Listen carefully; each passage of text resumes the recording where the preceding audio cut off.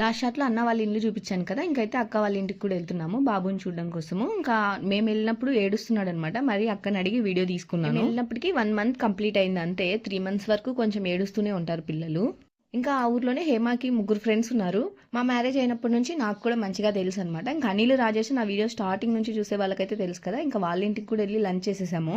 ఇక్కడైతే అనిల్ వాళ్ళ అమ్మ నాన్న ఇంకా మేకపిల్లతో చూసారా, పాప అయితే మంచిగా ఆడుకుంటుంది. ఇంకా మేము వెళ్ళింది పండగ ముందు అనమాట. ఇంకా ఆ రోజు అయితే ఈవినింగ్ రానివ్వలేదు. ఇంకా మరి అందుకే పిల్లలకి స్నానం చేపించి రెడీ చేశాను. ఇంకెప్పుడు ఊరు వెళ్ళినా కూడా ఆ రోజు అక్కడ ఉండాల్సిందే, అస్సలు పంపరు.